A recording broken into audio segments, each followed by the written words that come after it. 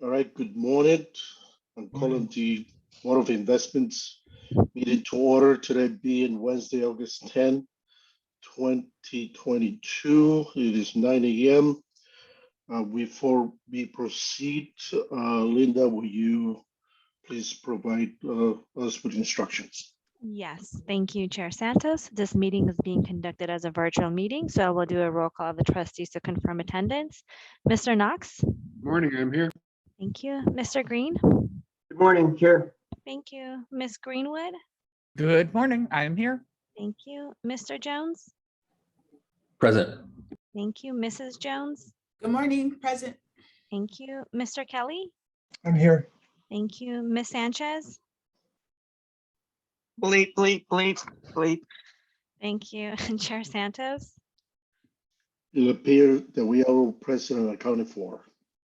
Thank you. Yes, Staff thank you. Staff participating in the meeting include the following: CIO John Grable, CEO Santos Creaman, Chief Counsel Stephen Rice, DCEO Louis Lugo, AEOs JJ Popovich and Laura Guglielmo, Barry Lewis, not Barry Lewis, and Legislative Affairs Officer, Ted Granger, the interim CFO, Christine Roseland, Senior Staff Counsel, Bob Schlofeld, Chief Information Security Officer, Kathy Delano, interim Chief Information Technology Officer. Investment staff include Jude Perez, Scott Drazel, James Wright, Amit Agarwal, Mike Romero, Mel Chow, Cindy Rivera, Chad Timko, David Simpson, Pushpam Jane, John Kim, Tara Elijah, Vache Masarajian, Kwak Win, and Krista Powell. Consultants for today's meeting will be the Makita Investment Group, Alborn Group, Stepstone Group, and the Milliman team. Trustees, please use the Zoom chat option to be placed in this queue. At this time, we ask all meeting participants to mute their mics until you're ready to speak. And now we may proceed with the agenda. Great, thank you very much, Linda. The next item is approval of the minutes for the regular meeting of July 13, 2022. Move approval. Second, David, second. Okay, we have a motion and duly second. Any changes, corrections? Seeing none, Linda, roll call, please. Okay, Mr. Knox, Aye. Mr. Green, Aye. Ms. Greenwood, Aye. Mr. Jones, Aye. Mrs. Jones, Aye. Mr. Kelly, Yes. Ms. Sanchez. I think this is the meeting I missed because of COVID, so I'll abstain. Okay, and Chair Santos. Yes, Okay, the motion passes with one abstention. thank you. Next item is report on closed sessions. Mr. Rice, Yes, good morning. Any required report out will be posted on LACERA.com after the meeting. thank you. Next item is public comment. Have we received any public comment requests? We have not. Linda? We have not. Thank you. Moving forward, the CEO report. Yes, Chair Santos, trustees, good morning, everyone. Thank you for the opportunity to report out. I did want to make a couple of additional comments in addition to the information that was provided in your packet.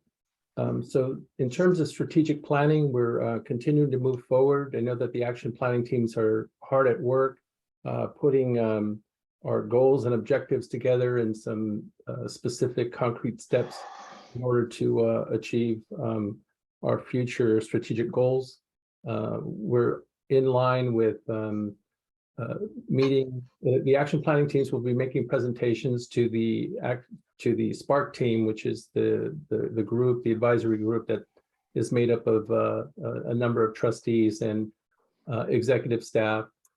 So we are going to receive presentations in September, and so we're looking forward to those presentations by staff. And the action planning teams are made up from individuals all throughout the organization at all levels, and so we're excited about reviewing that work, those work activities.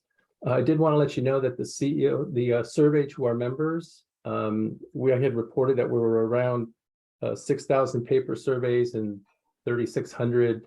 We're now above 15,000 responses from our members, which is actually from a marketing perspective, is a very good return. So we're looking forward to analyzing the information and using those as part of our strategic planning efforts. A a staff survey will be going out sometime this week or early part of next week to gauge the temperature of our staff and see how they're feeling about their work in LACERA, the direction we're going. And it'll give us a good indication and comparables to the engagement survey that we had prepared about a year and a half ago. And so we're looking forward to those results as well. The cost of living adjustments, staff did receive their COLAs retroactive to January 1st. I was told that they should be receiving their bonus, $1,000 bonus on the 15th of this month. And so we're monitoring that.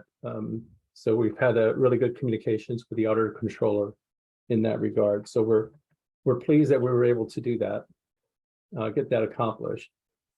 The safety member elections, they started on the 5th of August. Haven't had a lot of complaints about the process at this point in time. I know that I did receive one concern that this morning, actually, that the emails that are going out from the executive office doesn't specifically on the subject line say LACERA elections. And so we're going to work with the executive office to make sure that we can do that moving forward with any future communications that we have to remind people to vote. The recruitment updates, I know that there's a report later on in the meeting. I can tell you that Mr. Grable and his team are interviewing for the senior investment officer position. There's some scoring that's being done on the FA3 side for the real estate division. They're also scheduling meetings for the FA3s. The corporate governance position, FA3 position, that has been a challenge in terms of trying to get a large pool of candidates. So we may have to talk with Mr. Grable about how we should proceed, whether we should continue with this particular effort or change our approach and our recruitment for that particular position. So we are making headway on the investment positions. I can tell you also that Mr. Grable and I reviewed the recruiters that submitted proposals for the DCIO. Mr. Grable and I have conferred, and we agreed that we are going to make a selection on one specific recruiter to help with the DCIO and the CFO position. So we're in the process of negotiating a master agreement that will provide us with a pool of individuals or firms that can assist us with the higher level positions, recruitment positions, the higher level positions. We also just completed the RBS 1 positions, which is the trainee. We opened up that exam last Monday. By Friday, we had 170 applicants that passed through the first phase. We're in the process of closing that particular exam because I think we're going to have over 200 individuals that applied for that exam. So we'll be processing those for our next trainee class moving forward. So I don't have anything else. So I'm more than happy to stand for questions at this point in time. Thank you, Mr. Kryman. Mr. Kelly. Morning, thank you. Santos, can you begin to include in your monthly report the status of the EKA communication strategic effort and also the migration to that new platform that's going to bring us eventually live board meetings? I didn't see those two included in your report. Yeah, I also just wanted to mention that I myself yesterday before ended up going to Kaiser because you had talked about the breach in your report, and I exited my primary care physician's office in Hollywood Remain, and there was a cart, a metal cart that contained laptops, and the cart was completely open. I could have grabbed a laptop on my way out. So I need to file a complaint with Kaiser this morning, but their protocols are not what they should be.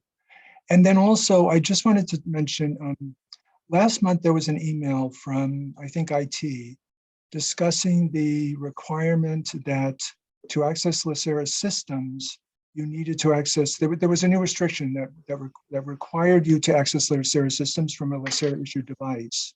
And there was a little note in your email or Kathy's email that said something about that this didn't apply to the boards.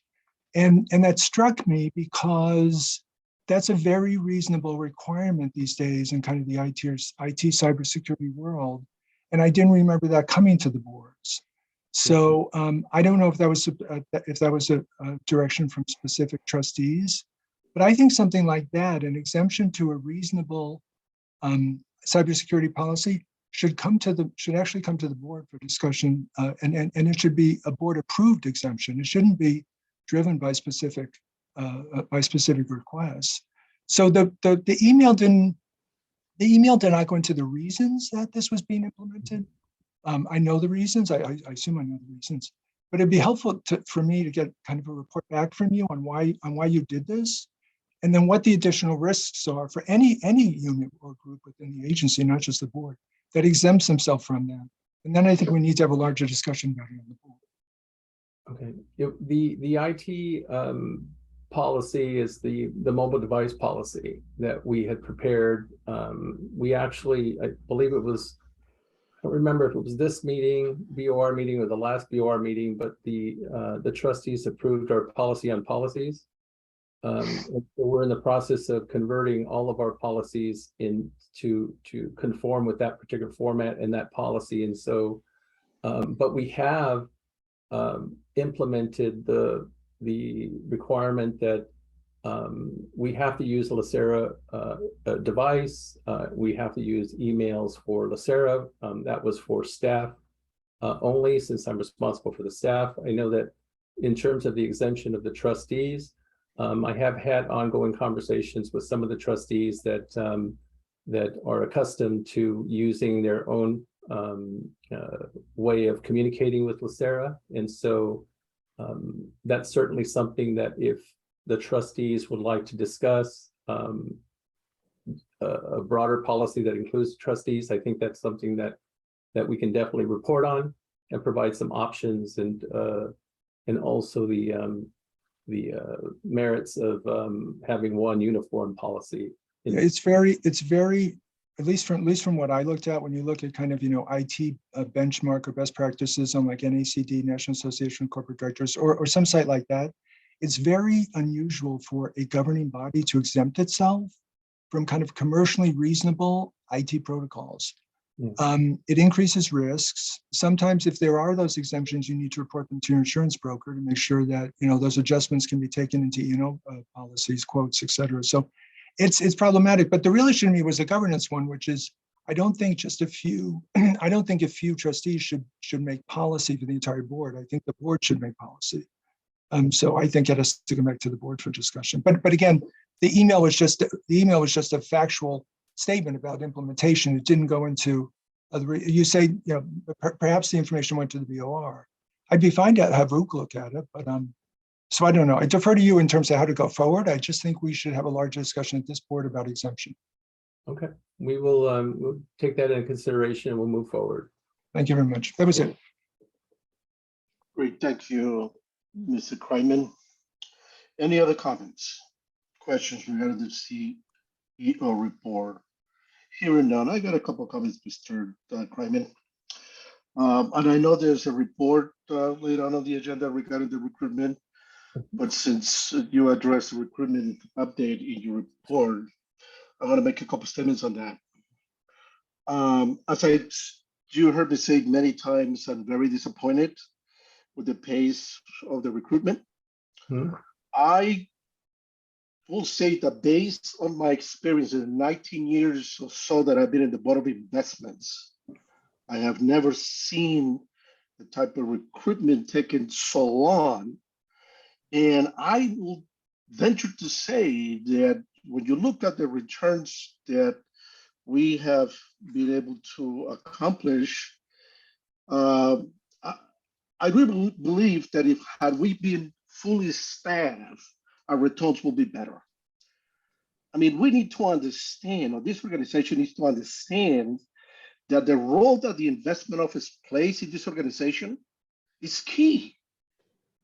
Because, We have, in fact, today, there's an article in the Wall Street Journal attacking pensions. Luckily for us, given the asset allocation of the leadership of Mr. Grable, we were able to be at a positive side, but obviously we did not meet the benchmark. Benchmark meaning the discount rate. So I want to be challenged for somebody to tell me that our performance would not have been better, but for lack of staffing. So that is a very serious consequence by not staffing properly. The other concern that I have is that with regards to recruitment, you cannot just be an investment officer. You have to have specialties, and that's what you look for. When you go to get a divorce, you don't go to a personal injury lawyer, you go to a divorce lawyer. If you're gonna buy a home, you go to a real estate agent, somebody that specializes in that area. You don't go to a hedge fund or a private equity expert. We need to be able to be more targeted. And that's why part of the reasons it's taking so long is because this organization does not understand how critical the investment division is for this organization. We make the money. I get it. I'm a member. Mr. Kelly and others are members. Yes, we need to be serviced. Yes, that's important that we get the right information. But remember, we need to pay the benefits that so many of our people have sacrificed 30, 40 years. We need to pay it. And the only way we can do that is by having the returns. So I'm not very happy with that. The other, just to make a few comments with regards to Mr. Kelly and the email, and also security. Security is very important. But there was allegations about a year or 2 years ago that the board members' emails, again, I emphasize allegations, that board members' emails were being monitored by staff. That is a problem. I have never used the LACERA email. I use my public defender email because there's security in my office. I don't trust LACERA email. Now, we have new staff in IT, hopefully in the discussions, if any, to be had with regards to the use of the LACERA email, that needs to be discussed. There's got to be some security, some privacy. It's just like my files in LACERA or any member file in LACERA. No one can look at it unless they have a need for it. There's got to be a need for it. And we monitor those staff members who open up a particular file. Why? Because of the privacy issues. I saw in the audit report that there was tests done to go around the office and looking at the space in the office to see if the files were open. And in fact, I believe they found a couple of files open. And what happened, I believe that that particular individual was spoken to because of the privacy. If they're going to get up, go to the bathroom or what have you, they have to close the file because we cannot let anybody else look at it, even if they're coworkers. The same thing here for the emails. So I welcome that discussion, but we need to make sure that we know what we're doing with regard to that. And I think that perhaps that should be an organization-wide policy, and therefore it should go to the JAXI committee to be discussed and then to determine whether or not it will become the policy for all of us to use the LACERA email. So anyway, so that's the items that I have. Any other questions? Hearing none. We move I have a comment. Okay, Ms. Who was that? Ms. Sanchez? Yes, sorry. Okay. So just a comment on, I've made these comments to Laura directly, and just for the record, I specifically didn't ask for any exemption. So, however, I will say that whatever the policy is, it does have to take into account sort of the ability to reasonably do our duties without having to jump through hoops. I don't mind having things on a LACERA, device if that's the policy. But I do mind being sort of locked out on a regular basis. I mean, when it first rolled out, they were locking us out every day. So it was more difficult to use and to kind of be engaged as a board member who is not a paid and full-time staff member. So I do think that usability also has to be balanced in that discussion. And I agree with Mr. Santos that the discussion should happen at the JODC level to kind of flesh out what the issues are, at least with regard to any exemptions, et cetera. And so just like I said, going on the record that I didn't specifically ask for any exemptions, I will say that usability is a challenge. It is much easier to design a policy where you have control over all of the components, like you issue the devices. You can then reasonably make a commercially kind of viable requirement that everybody use devices, that LACERA issue devices, and that is how most organizations actually work. But just a comment that when we have that discussion, we should take that into account. I appreciate that, Ms. Sanchez. And to my knowledge, nobody has requested an exception, but that's just based on my own knowledge. I personally, like I said earlier, I've always used the public defender email or my Gmail account, and that's how I roll. All right, moving forward, next item is the CIO report. Good morning, Mr. Chair.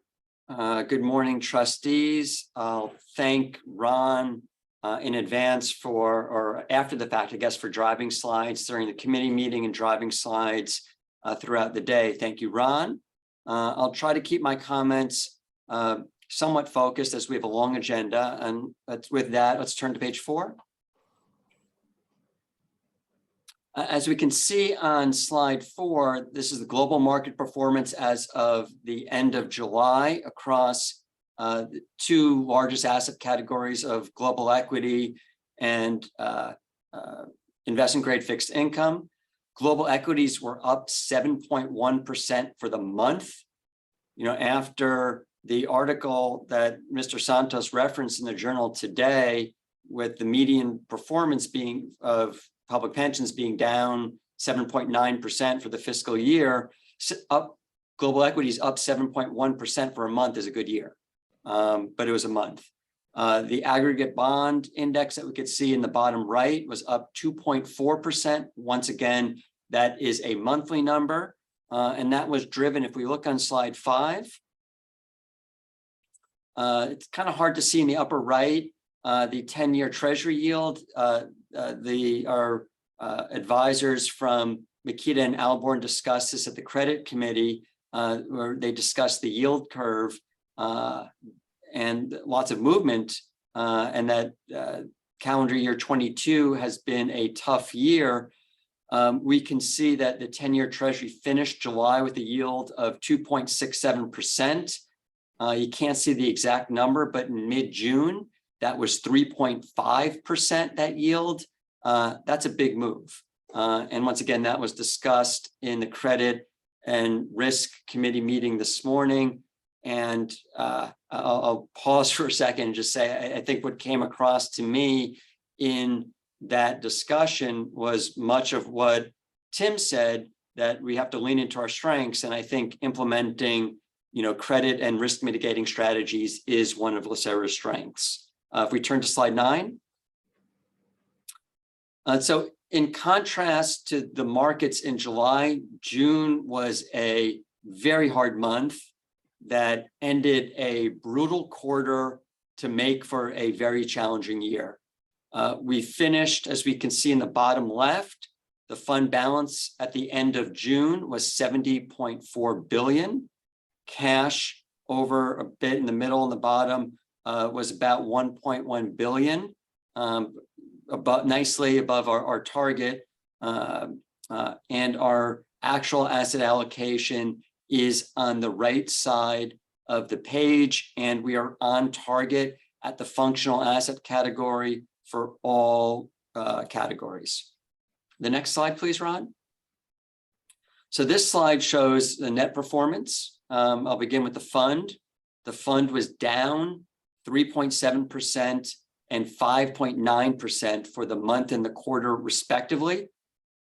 We were up 10 basis points or 0.1% for the fiscal year.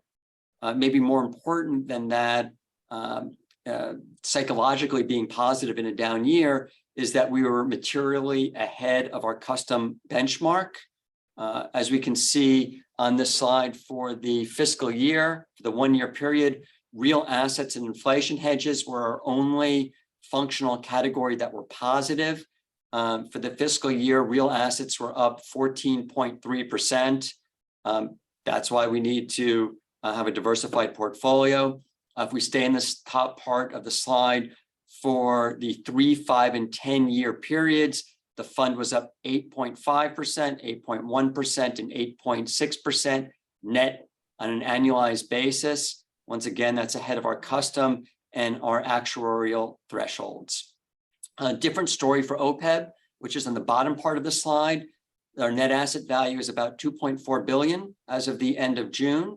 OPEB was down 6.7%, 12.2%, and 11.2% for the month, quarter, and fiscal year. And the differences between the pension and OPEB are severalfold. First, the plans have different asset allocations. OPEB, more credit and less risk mitigating strategies is one of them. There's also a difference in implementation. OPEB has all liquid markets and it's virtually all indexed. And if you want to look at the difference in implementation, how that manifests itself, you can look at the performance of the respective growth categories. There's a difference of 14%. And in real assets, there's also a difference of about 14%, just by virtue of the different implementation methodologies and components of those categories. It's important to acknowledge that illiquid assets have different accounting periods. Most are accounted for with a 3-month lag. So it's not like for like in terms of comparing the same exact 12 months for all 100% of the assets when comparing fiscal years. It's also important for us to remember that there have been significant changes in OPEB over the last 3-4 years or so.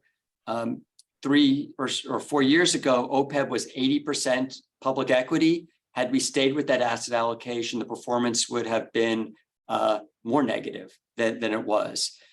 We've moved with OPEB last year to a functional framework, and there is a recommendation later this morning to begin implementing alts across that functional framework, and that will happen later this morning.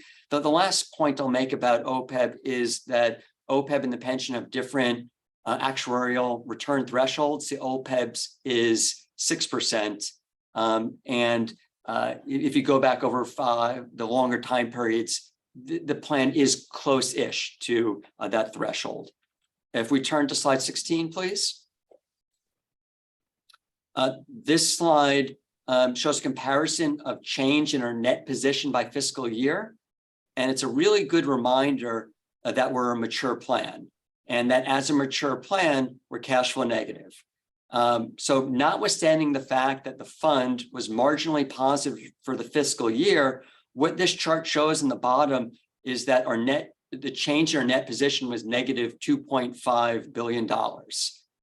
And that's a really important point for us to never lose sight of, that how hard our job is. We have to generate a positive return, 7% average over time through market cycles. We have an Excuse me, Mr. Grable.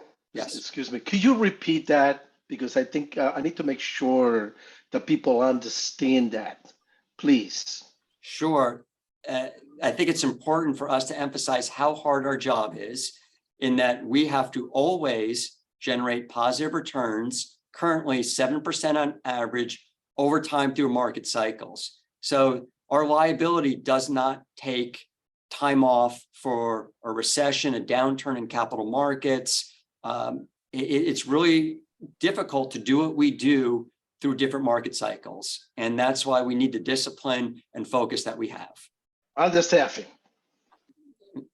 Yes, and staffing, board commitment, all of us working together as a team, yes. And Ron, if we could turn to slide 20. So on a very different note, next month will be our first in-person meeting since February 2020. We have our offsite scheduled in Long Beach on September 13th and 14th. And I'll thank in advance Linda and Alex for their help, because I'll describe I'm sure the offsite will be fantastic, but it's logistical chaos. And Linda and Alex will help bring order to that logistical chaos. So I'm looking forward to the offsite next month. And the last slide I'll comment on is slide 22. And this slide here isn't to gloat or do, a victory lap. Our comments need to age well and reflect the humility necessary to fulfill our mission to members. The chart here is preliminary, as it says in bright red letters.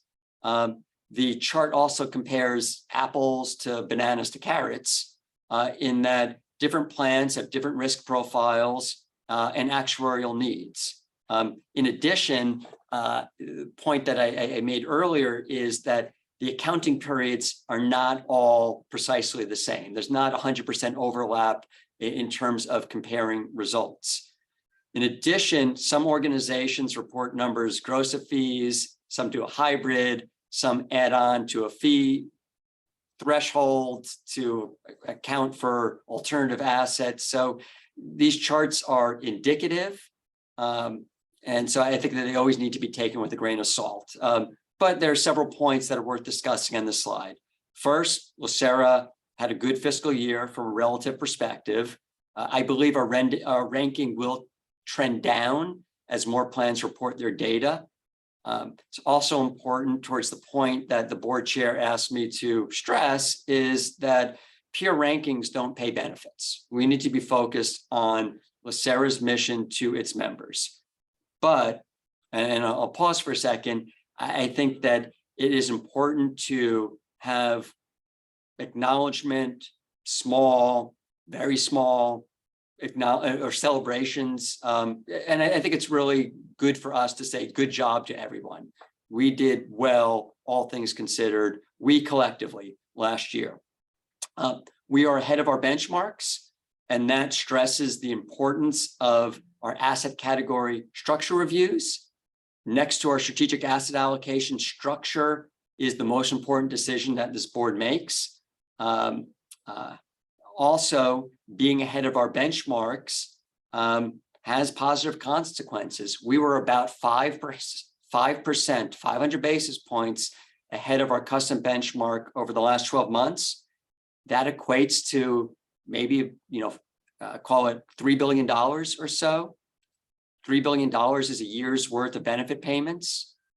I think that we need to ground and reflect on some of these numbers and the consequences of what we do.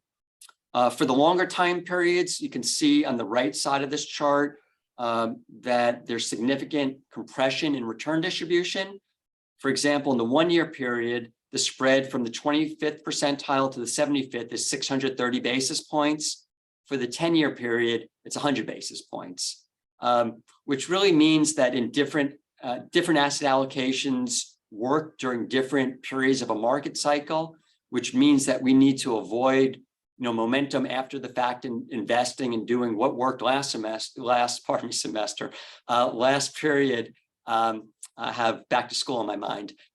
What worked last quarter, because it may not work next quarter, we have to reflect on what happened in the past and make adjustments that are necessary, but we always have to look forward. And with that, Mr. Chair, I'm happy to answer any questions. Thank you, Mr. Graybold. Mr. Knox.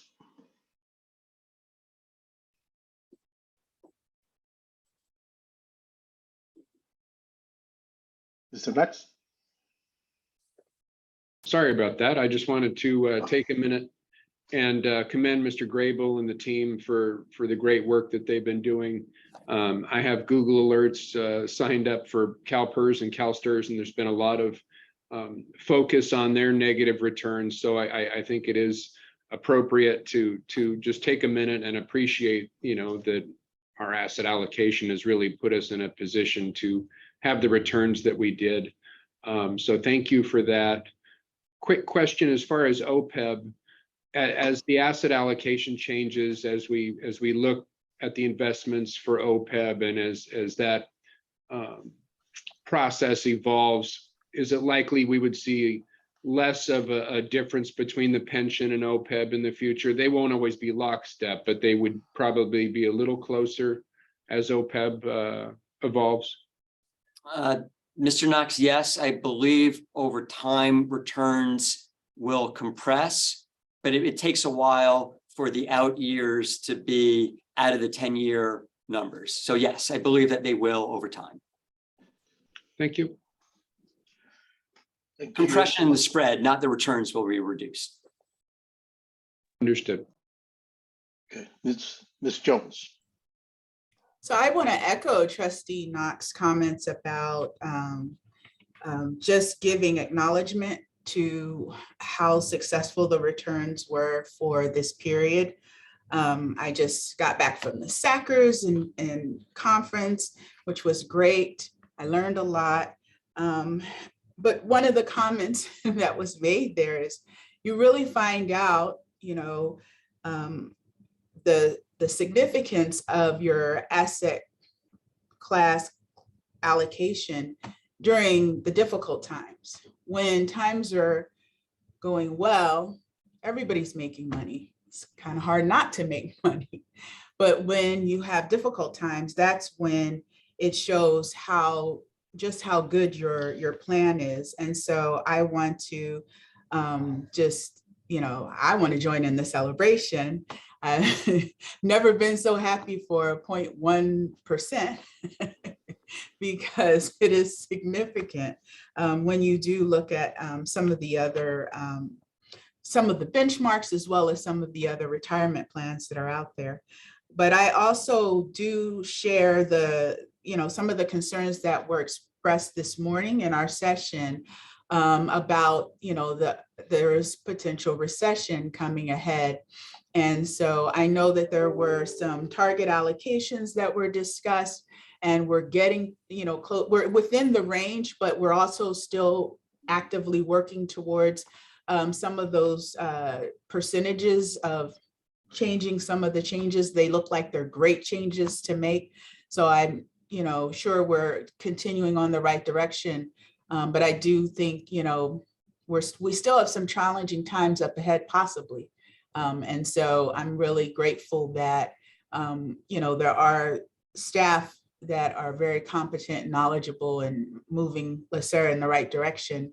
And I also echo Chair Santos' concerned about filling some key positions, i.e. the Deputy Chief Investment Officer, because that will definitely, I'm sure, be an asset to Mr. Grable and LACERA as a whole. So I hope we can continue to move forward so that we can, really capitalize on these type of returns in the near future, because I think this is where it's really going to count, is this next upcoming year.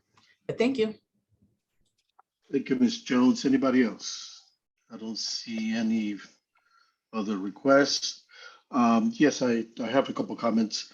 I think it will be important to review what does the negative cash flow means. It means, and I apologize if I'm insulting people, but I think it needs to be repeated.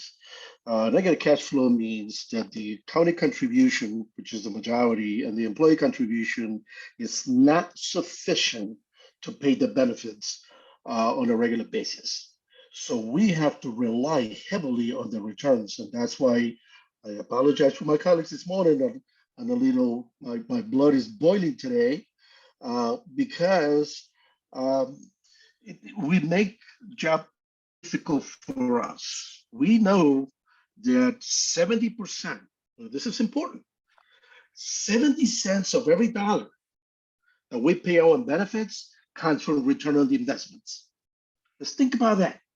70%. Right? So the rest comes from the county and the members, the majority from the county, meaning the taxpayer.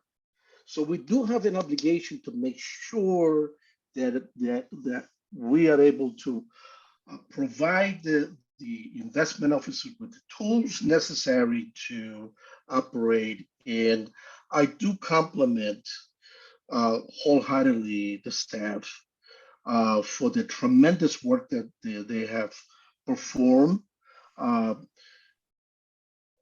Ever since I've been here, quite frankly, and especially since COVID began, and of course in the last year, that they were able to pick up and do as well as they did. Now, also we need to take a little credit. Many of us who were here or in other funds in 2008, 2009, that was a tremendous education that we all received in terms of the risk and being rewarded for the risk that we take. And so we made it under the leadership of Mr. Grable, this board position the portfolio through the asset allocation studies to where we are today. And we always had this in mind. We went through in 2009. Let's correct the mistakes that we made in 2008, 2009, 2010.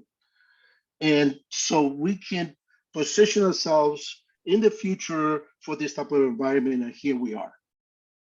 So this is tremendous for the work that has been done on this board, and again, the staff play a key role on our success. I stand for what I said earlier, that we would have done better had we had been fully staffed. Anyway, thank you very much. Anybody else have any comment, question for the CEO? Hearing none, we move to consent items. I will entertain a motion to approve item A, B, and C, and D. A, B, C, and D. And So moved. So moved. It's been moved and second. Ms. Jones, do you have a question? No, okay. All right, roll call, please. I'm sorry, who was the second? I didn't I hear was that. the motion. Gina Sanchez was the motion. David, I'll second it. I'll second it. This is David. Okay, thank you. Okay, good. I thought it was my Greenwood, but anyway, we have a motion to second, roll call. Mr. Knox, Aye. Mr. Green, Aye. Miss Greenwood, Aye. Mr. Jones. Aye. Thank you. Mrs. Jones, Aye. Mr. Kelly, Yes. Miss Sanchez, Aye. and Chair Santos. Yes. Okay, the motion passes unanimously. Thank you. Moving forward to non-consent items, subsection 8, Mr. Perez. All right. Good morning, Chair Santos and trustees. The next item on the agenda is a recommendation to retain State Street Bank and Trust Company for global custody and commercial banking services. This is both for the LACERA pension plan and the OPEB master trust. So in your board package today, you should have a cover memo, a concurrence memo from Akita, and a presentation that I'll walk through outlining this recommendation. So turning to slide 3. Thank you, Ron. It is noted here that State Street is one of LACERA's key vendors, and the services they provide are necessary for LACERA to fulfill its mission, which is to produce, protect, and provide the promised benefits. For some background information, LACERA last conducted a custody bank search in 2012. State Street was selected by the board in March of 2013. And as we came up on the 10-year mark of this relationship, it was necessary to rebid the services per LACERA's procurement policy for investment-related services. Next, we'll discuss the evaluation process. So turning to slide 5. Here you can see the timeline, and the timeline, what it shows is very important because as a step in this process, LACERA did only receive one bid for this RFP, which was State Street. The board approved the custody bank RFP, including the minimum qualifications at the December 2021 meeting, and then the RFP was launched in January. In February, we did receive 2 intent to responds, and we were asked questions by other firms. However, when the RFP submissions were due, we did only receive the 1 response. So at this time, we did reach out to the 3 other large banks in this space that have the capabilities to meet LACERA's needs, just to see why they did not submit a response. The reason the firms gave is they were not willing to agree to be a fiduciary for this service, which was one of the minimum qualifications the board approved back in December. The evaluation team and other members of LACERA discussed the merits of this search at that time, the importance of the fiduciary language, and the overall satisfaction with State Street services. The team then proceeded with a thorough evaluation process of State Street. The proposal reviewed by various divisions in LACERA. There were multiple meetings held to discuss the proposal, and an on-site due diligence meeting was held in June. And lastly, the group is here today with this recommendation. Over the next few slides, I do want to cover the scope of work a custody bank does for LACERA and give a high-level view of what the evaluation team looked at during this process. So looking at slide 6 here, we list some examples of the core services. This is the bulk of what a custody bank does. This includes such things as safekeeping and custody of assets, accounting, alternative asset administration, and cash management, to name a few. Moving to slide 7. Thank you, Ron. The custody bank also provides commercial banking and treasury service. This includes the operational aspects of paying benefits to our members and also providing LACERA with the necessary accounts to conduct our day-to-day business. Continuing with services, we turn to slide 8. Thank you. A custody bank also provides other services such as securities lending, foreign currency execution, and business continuity resources, to name a few. Moving to slide 9, thank you. The evaluation team was made up of representatives from multiple divisions at LACERA, as the custody bank relationship touches many aspects of our day-to-day operations as well as many of the divisions at LACERA. We had participation from multiple members of investments, FASD, the executive office, legal, systems, and information security.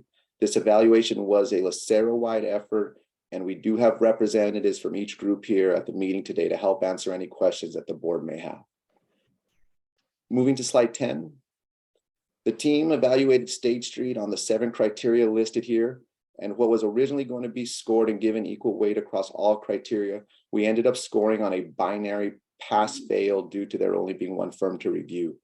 The 7 desired competencies included evaluating such things as the organization as a whole, the core service model, professional staff and client services, technology and information security, transition and conversion, and additional capabilities they have to offer LACERA, and lastly, fees. Also, while all the materials were reviewed by the evaluation team, the teams did do more diligence in their areas of expertise. So for example, investments did spend more time on the core service model. Moving to observation and fees. On slide 12, Ron. Thank you. In the upper left corner, State Street has, as a firm, has been established. They are the 2nd oldest U.S. bank, being founded in 1972. They are headquartered in Boston and have offices in over 79 cities and 28 countries, which is necessary to service a global portfolio such as LACERA's.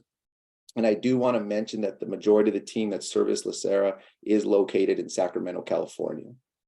I'm going to move counterclockwise, so opposite of the direction the arrows show. So looking at the bottom left of the slide, State Street's current service model meets the scope of work discussed earlier, and it also meets LACERA's needs. LACERA has had a working relationship with State Street since 2013 and has a large team to support LACERA. This includes 34 people across the organization that have also been the primary individuals that have serviced this account since first partnering with the custody bank. Moving to the bottom right, State Street has also been a reliable business partner. They have worked with LACERA on many initiatives, including alternative administration, OPEB unitization, enhanced reporting, assistance with the ACFR and GASB reporting, as well as business continuity planning. And lastly, State Street has shared priorities with LACERA and our LACERA tied initiatives. State Street has stated and committed to a 3-year plan to improve the firm's diversity metrics, and also adopted a disability inclusion policy, which I'll discuss a little bit more later in the presentation. Chair Santos, I do see a hand up on the presentation. I don't know. We're going to wait. We're going to wait at the end. Okay, thank you, sir. Just go forward, please. So moving to slide 13, and continuing with the firm overview. Over the last few years, State Street has made an initiative to improve its technology and data capabilities. This effort may help LACERA improve reporting and does offer more improvements in the near future. On slide 14, we look at some of the advantages and one consideration. For advantages, State Street is our current service provider, and they are meeting LACERA's and OPEB's business needs. State Street is also well-resourced, being the second largest global custodian in the world, and has an experienced team that is familiar with LACERA. They also have been collaborative in various projects when needed, including working with LACERA to develop a sound business continuity plan to ensure members' benefits are paid in case of an emergency or an unforeseen event with LACERA. And lastly, we were able to negotiate lower fees, which I will discuss in a few slides. One consideration for the board is that LACERA has experienced inadvertent data disclosures over the last few years. I do want to mention that these were not technology related, but human errors. And in every case of these disclosures, State Street has been responsive. They've taken steps to improve manual data delivery and have set up a service level agreement on how and when they inform LACERA and what actions they will take, which they have followed as of today. Turning to slide 15, we'll discuss the diversity, equity, and inclusion dashboard. As shown on the left column, State Street does show policy commitments as they have equal employment opportunity and non-discrimination policies. They have an anti-harassment policy as well as board oversight of DEI. The reported track record is located in the middle section, and on an aggregate basis, State Street represents 39% women and 36% people of color. Below that, there were identified pending claims filed by employees. The right column highlights recent progress State Street has made, including its 10 actions to address racism and inequality. This also makes, in this plan, it also makes an effort to improve diversity metrics across the organization, especially at the management level. Areas for improvement for State Street include more transparency on the recent claims and litigation, as well as on the track record. Moving to slide 16. This is my favorite slide. The evaluation team was able to negotiate a fee reduction across all service lines at State Street Bank. So when comparing like services used today, there will be a fee savings of approximately $500,000. And LACERA's annual fee for like services will be $3 million annually. Moving to slide 17. We see this recommendation helps advance certain areas of the board's strategic initiatives, including enhancing operational effectiveness, strength and influence on fees and cost of capital, as well as LACERA tied. And lastly, moving to slide 18, the evaluation team does recommend that the board retain State Street Bank and Trust Company for global custody and commercial banking services for LACERA's pension plan and the OPEB Master Trust. In summary, State Street is already LACERA's custody provider and one of LACERA's key vendors. They have been a good partner and have been collaborative on past and ongoing initiatives such as reporting, alternative administration, business continuity planning, to name a few. And lastly, LACERA was able to negotiate a lower fee for our current services. So Chair Santos and trustees, that concludes my prepared remarks, and I am happy to answer any questions the board may have. Thank you, Mr. Perez. So we have Mr. Kelly, Mr. Knox, and then Ms. Jones. Mr. Kelly. Thank you very much. And thank you, Jude, and to the team. I know that, on your chart, you said that we issued the RFP and then you go away and you work your magic. Well, it really was magical. A lot of the right folks at the table, and I know this is not an easy project to complete, so I want to thank everyone for all of their efforts. Regarding the issue about the fiduciary status, State Street is obligated to be a fiduciary for the term of the contract, correct? They can't opt out in 5 years as a fiduciary? That is correct. Okay. So my issue with State Street has been one that you referred to in one of your earlier slides, which is this data disclosure issue. It's been real, it's been frequent, and quite frankly, I think from their responses, and they've been silly issues too. They haven't been complicated issues where you can kind of sit back and say, oh, I can understand how that staff acted that way. They've been really like dumb, like they gave our data to somebody else without our authorization. How, and I've not been very comfortable with their responses, with their corrective action plans to that, because when the corrective action plans have come through, you know, you read them and you think, okay, well, everyone else did this 9 years ago. Like, where have you been? You're not current. So I have two questions. One is, are you comfortable that they actually get it now? Number one. And then number two, what kind of contractual provisions does LACERA have should this behavior repeat in terms of, you know, can we find them? Do they owe us money? I mean, just talk to me a little bit about, you know, your observation or thoughts about whether they get it, and then how have we enhanced our contractual obligations here or for them? Yeah, Chair Santos, Trustee Kelly, great.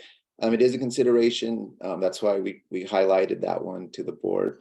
I'll start first with the contractual. We're working with the legal team to go through a new contract with State Street. One area where we will have improvements, Chair Santos and Trustee Kelly, is currently LACERA has over 60 service level agreements with State Street. We do plan on bringing that number down, but one thing they've agreed to within some of these service level agreements is KPIs, so key performance indicators. And if these KPIs are not met to our satisfaction, there will be financial consequences. So this is definitely one we have discussed with them in areas of kind of, if there is, these incidents do happen, there could be financial penalties on their end. Another example of this, Trustee Kelly and Chair Santos, is reporting, like, so example, if they're supposed to close accounting on a certain day, they're supposed to get the investment team reporting, performance reporting on a certain date. If that's still delayed, there could be penalties there as well. So these are things that have been negotiated with fees in the background, and things we're still working through with the legal office on the contract. Okay, thank you very much for that. And thank you also to the team again. Yeah. Appreciate all the work. All right, thank you for that. Next one is Ms. Jones and then Mr. Jones. Ms. Jones. Good morning.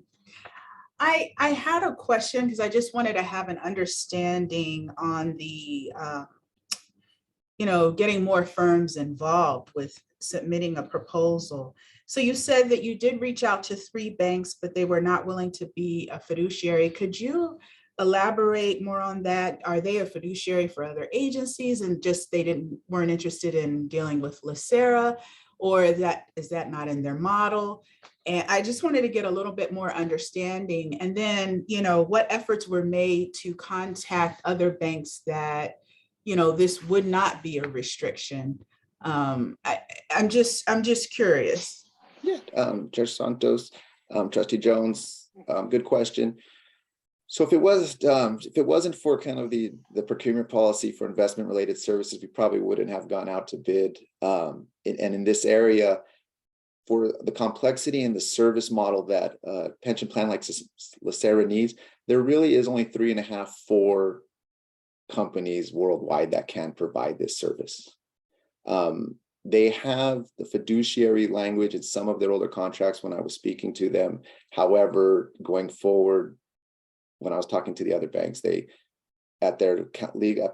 listening to their legal counsel, they don't want to offer the fiduciary language to LACERA. The other comment I did receive was, you only transition a custody bank when you have to. This is a huge undertaking when you do switch over to a different bank.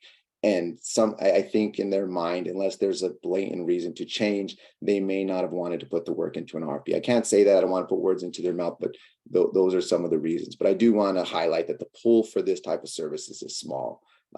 This isn't something that we can go to Bank of America and they can do for us. There's only the 3 to 4 firms that can offer this. Okay. And that includes New York Bank that used to be a custodian, I don't know, 10, 15 years ago, and we had issues at the time. There was litigation. I believe we prevailed. Correct me, Mr. Grable, if I'm wrong. But as a consequence of the dispute that we had at the time, we decided to go for an RFP. There's a practice in the organization that we should reevaluate all relationships every 5 years or thereabouts. But it was a muscular transition to go from New York Bank to State Street. So my question to you, Mr. Perez, is that New York Bank at one point, Money Mellum, I think is the initials. They used to, when they were on the contract with us, they have a fiduciary duty responsibilities, no? Chair Santos, to be honest, I can't answer that question. I can find out. I can go back and look at the contract and work with Christine Rosalind to see and get you an answer on that question. No worries. Not a big deal. We're going with State Street as a recommendation. I'm in favor of that. Mr. Jones. I did have another question. Oh, Chair I'm Santos. sorry. I'm sorry, Ms. Jones. Okay. No worries. I just wanted to get an understanding as well with the savings. So is it looks like we're going to have a savings and fees of about, was it 500,000? Is that recognized upfront or is that over the term of the 10 years? And is there an annual inflator built into the fees going forward? Great question, Chair Santos, Trustee Jones. The fee saving is annually, so it's 500,000 a year. So it's not over the life of the contract. Usually the contracts for per our procurement policy is a 10-year contract. However, the board we do have provisions to terminate, and if the board chose to do so, so that could be done quickly if needed. And then to your question on what was your, I'm sorry, Ms. Jones, the second part of your question. Is there an inflator on the fees? Yes. Okay, so Chair Santos and Chair Jones, yes, there is an inflator. The team is still negotiating when the inflator kicks in. That's still part of the negotiation going on in the background, and it's sitting at 2.5% to 3% a year. We're just debating if that starts in year 3 or year 4. Understood. So it's not tied to like the CPI, for example, right? No, most contracts for services just have a standard increase. Got it. And then my question as well, I wanted to get more clarification that Trustee Kelly addressed with the frequencies of the instances of inadvertent data disclosures. When was the most recent incident that occurred? I want to say early 20 or mid 2020, Ms. Jones. I'll go back and pull the last board memo and get that sent to. But it was some time ago. It was a few years ago. Is that correct? Correct. Okay, that's what I wanted to know. And then you do indicate that there are some pending claims, some EEO claims. And do you know how many, what number of claims? I mean, what's the number we're talking about? Yeah, Chair Santos, Trustee Jones, the one knock I will give State Street is they're not very transparent. That's why on the diversity dashboard, that was one of the things they need to approve upon. I've had multiple calls with them trying to get more transparent to this, and as an organization, they have not been transparent. So that is one knock I'll give them. And is there anything in our contract with them going forward? I know it's under development that, explains like some of our expectations in regards to diversity, equity, and inclusion. I'm just curious, since not required, I've just wondered. Chair Santos, can I call an audible and ask if Christine Rosalind or Steve can address that question? Yes. Sure. So we are updating the agreement that is quite outdated. It's 10 years old. And that is something that we have been incorporating into our new agreement. So it will be in the new agreement. That's right. Okay, thank you. Yeah, overall, I would say, I'm very glad that staff is pleased with State Street and they're interested in continuing the relationship. I would have liked to have seen more competitive process. But, it sounds like this is, it is what it is. It's very, difficult to manage that. I appreciate that with this renewal after 10 years that they found savings of $500,000, which is good. it's because that's the purpose of doing an RFP process, is to try to make sure not only do we have the best provider, but at the best rate. And so I'm very pleased that, even though we're continuing status quo with the same provider, that we were able to negotiate some savings with that renewal. So, and I do understand the complexity of changing vendors. I work for an agency and I understand it's a nightmare, but sometimes, it's necessary. But in this instance, I see that, staff is comfortable with continuing on with State Street. And so, I support that. I just would have liked to have seen a more competitive process, especially when you're going to do a 10-year agreement. But thank you for all your work on it. Thank you. Mr. Jones.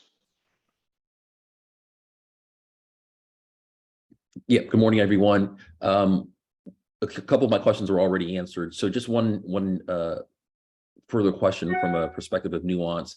So given the prior relationship we have with State Street, and then now we've got a new kind of period coming on, are there any other elements that need to be nuanced into the service level agreement that you can let us know? I mean, I just want to make sure that, whether it's DE&I, there could be some other issues. I know Joe raised data.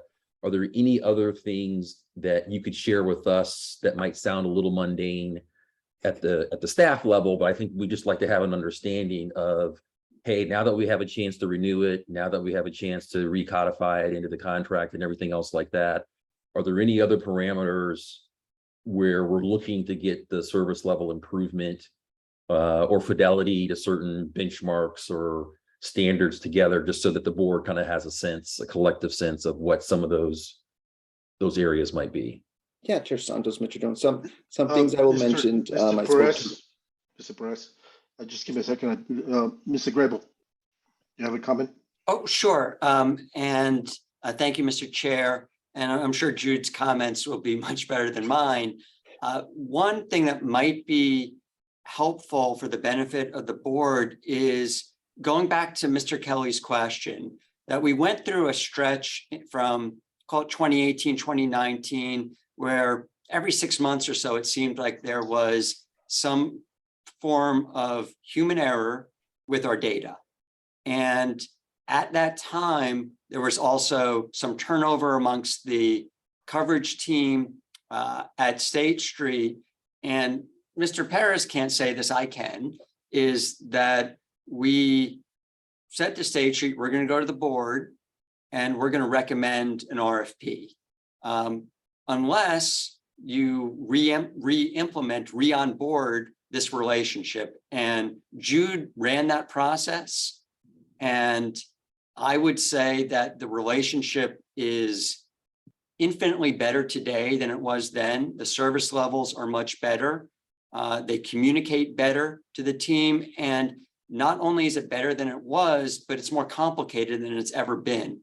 When LACERA hired State Street in 2013, we had a monthly close of our books. We kind of have a daily close now, rather than having, maybe single-digit billions custody at State Street.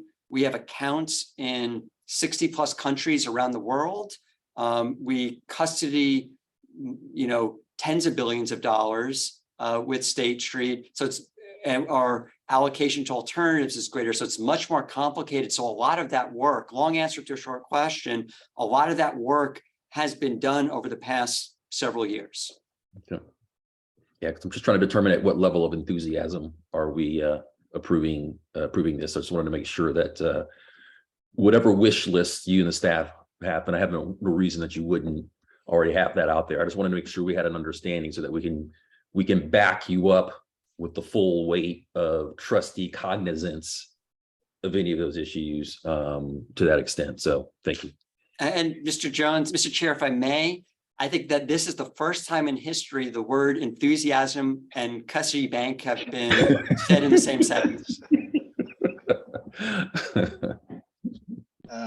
Mr. Perez. Yeah, so Chair Santos and Trustee Jones.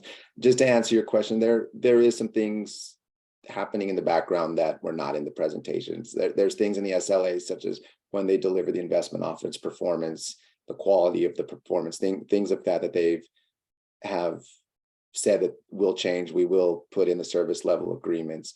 So there's items of that. And then also as well as some of the personnel on accounts that may deal in certain areas on the bank, kind of switching, going from person A to person B will take place in the background. So overall view the RFP as a success on the fee savings, as well as we will get a better service model from this at the end of this process. So I think running the RFP served its point and was successful in my view.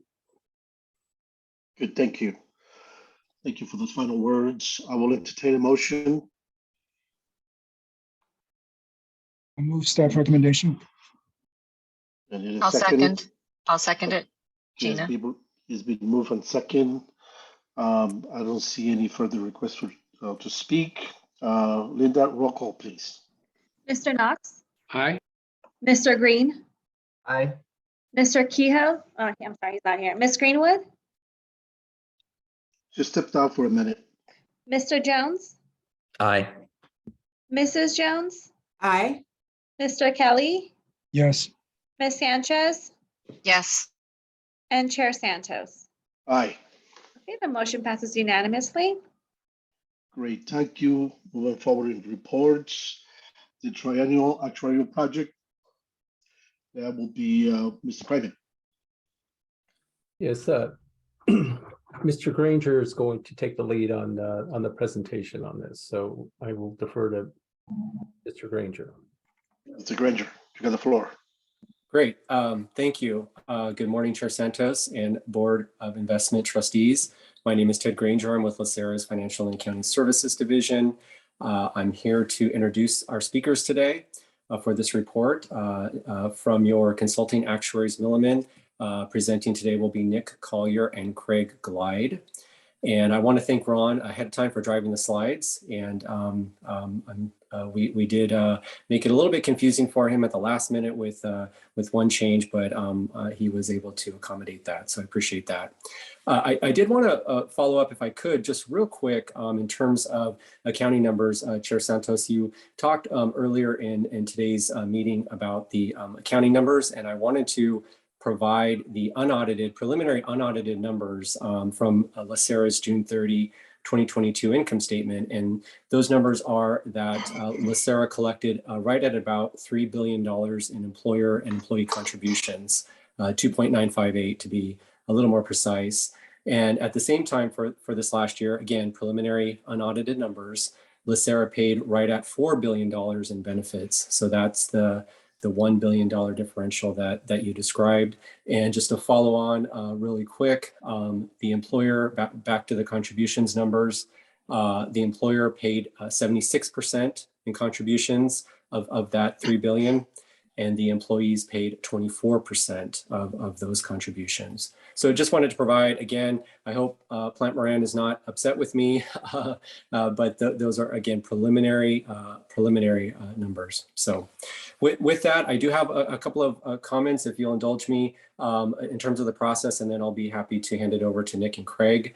So this presentation today from Milliman is an actual education session. 2022 is a triennial year. That means Milliman is going to perform an experience and assumption study. We, per the board's retirement benefit funding policy, that is performed every 3 years. Of course, the last experience study was performed in 2019. Today's meeting or session is really a mid-year touch point. It's for information for the board.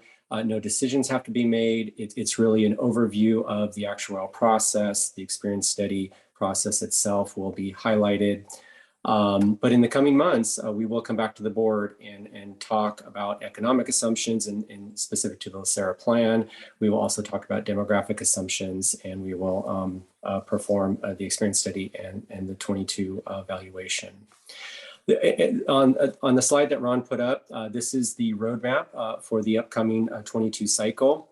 Of course, We're in August at the educational session. We'll move forward into October, where Milliman again will discuss the economic assumptions, investment rate of return, assumed inflation rate. We'll move forward again into November, where we'll talk about demographic assumptions, retirement rates, disability rates, mortality rates. And finally, once the board has made those decisions, Milliman will prepare a draft experience study report and come back to the board in December to show what all of those decisions look like in a draft report. From that report, Milliman will use those methods and assumptions as inputs to the valuation report. They'll prepare that and come to the board in March next year. And that will be in time, and Ted will make an assumption that member contribution rates and employer contributions rates may change as a result of the experience study and the valuation results. And we will need to communicate those to the county, our plan sponsors, and other plan sponsors by May. One other quick note is that Kavanaugh McDonald Consulting, our actuarial review firm, will be involved with the process. They will take a look at Milliman's process and review what Milliman did to set the assumptions and methods, and they will provide the board with a report on that. And as well, Kavanaugh McDonald will run a parallel valuation, and they will look at their results and compare their results to Milliman's results on the valuation side. So that they'll be involved for this cycle. So with that, I would like to queue up Ron. If he could switch over the presentation to the Milliman slide deck, that would be great. And in the meantime, I will stand for questions from me on the overview. And if there are none, Mr. Chair, if we could engage Nick and Craig. Mr. Collier, you got the floor. Thank you. So good morning. Today we're going to attempt to pull back the actual curtain just a little bit and lay the groundwork for the upcoming triennial investigation of experience and the annual evaluation. Next slide, please. So to do this, we want to focus on the two areas where we routinely interact with the board, and in those areas that we routinely interact and request board action, the valuation and the experience study, with the intent to provide additional background on the actual process and give the opportunity to ask questions about all things actuarial. I realize for some of you, this is going to be a little bit of a rehash, but hopefully everyone will at least learn something new, and hopefully we don't get any vomit emojis.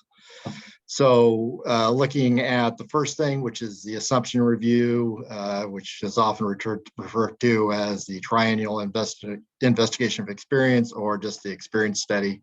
As I think all of you are aware, this provides the basis for the actual evaluation. And the new assumptions that are adopted each year are based on our advice, but obviously you get input from other experts such as your staff and your investment consultants, but ultimately the decision resides with the Board of Investments. I'd say the assumption review is the board's primary input to how the valuation is performed. Once the assumptions and methods have been set, the valuation is primarily number crunching, and there's not really too much variance there. So looking at the actual valuation, won't touch too much on that, but obviously, as you're aware, the big thing there is calculating the member and employer contribution rates and determining the funded ratio, which is the measurement of the current progress in accumulating assets to pay the accrued liabilities. Next slide, please. So the process of accumulating assets for any pre-funded retirement system such as LACERA is represented here. Contributions are made to create a pool of assets, which is increased by investment earnings, and ultimately these assets are used to pay the benefits. The role of the actuary is to keep this in balance by recommending the appropriate contribution rates. Starting on the right hand of the equation with the benefits, plan sponsor potentially has some control of the benefits through the bargaining process. And as we saw with PEPRA, the legislature can have some influence there. But from the board's perspective, this really isn't a lever that can be adjusted. Where the board does have some control is on the investment earnings by its choice of its asset allocation. In the long term, this is probably the biggest impact, and Mr. Santos really mentioned this earlier, something like 70 to 75% of plan assets are ultimately expected to come from investment earnings, with the remainder coming from contributions. However, with the investment earnings, there are always going to be significant fluctuations over time, so additional adjustments will be needed. And to make these adjustments, the funding lever the board really has control over is the employer contribution rate, which is where the actuary comes in. I'm going to talk more about that. If we can move forward, next slide, and then the one after that. So we're first going to focus on the valuation.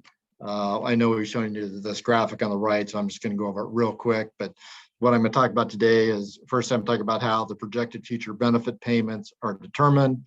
Then I'm going to discuss how those projected future benefit payments are converted to a value in today's dollars, both the value of the benefits accrued to date, that what we refer to as the actual accrued liability, and the estimated value of benefits expected to be earned in the next year, the normal cost.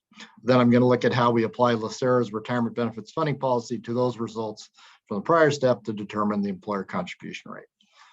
Next slide. So the crux of the valuation is the projection of benefits to be paid in the future. We do this by combining plan provisions, member data, and the assumptions. The calculation for the current retirees, represented there by the blue bars, is fairly straightforward, as we already know the benefits being paid to those retirees. So all we need to do is project the future benefits using the mortality assumption, projecting how long people are going to live and therefore receive the benefits. And we also need to know we need to estimate what the future COLA is, because there's generally going to be increases in benefits. But really that's only two things there, just how long people are living and what their benefits are going to be. So it's a fairly straightforward calculation. The projection of benefits for the current active members, represented by the green bars, is quite a bit more complicated, as there are a number of factors involved. As you can see, we've listed a number of assumptions that are used in that projection under those sub-bullet points. But the assumptions can have a pretty significant effect on what this estimated value is of the projected payments. One group that you don't usually hear us talk about is the members who may join LACERA in the future. This group, represented by the gray bars, is not directly reflected in the valuation. However, the funding of their benefits is accounted for. As when new members join, LACERA collects contributions on their payroll, at least equal to the normal cost rate. And by funding the normal cost rate, you should effectively fund those projected benefit payments. So moving to the next slide. So having that projection of benefit payments, we then need to convert that future stream of payments into a single value as of the valuation date. We do this by applying the time value of money. That is, $1 paid today is more value than $1 paid in the future. For LACERA, we use the 7% return assumption, which actuaries often refer to as the discount rate, to calculate that present value. A rule of thumb is that an investment earning 7% will approximately double in value in 10 years. So to make a $2,000 payment in 10 years, you would need $1,000 today. So $1,000 is the present value of that future $2,000 payment in 10 years. Applying that concept to all LACERA payments, you can see that if LACERA had $100 billion today and earned exactly 7% per year, it would exactly pay the projected benefits for current members and beneficiaries if all assumptions are met. This is represented by the donut graph on the right. What you'll notice is the blue bars represent a relatively small portion of the future payments on the graph on the left, but looking on the right, you'll see that the blue payments, the retirees, are almost 50% of the total payments. That's because payments for current retirees have a much shorter time horizon and therefore more costly. Moving to the next slide.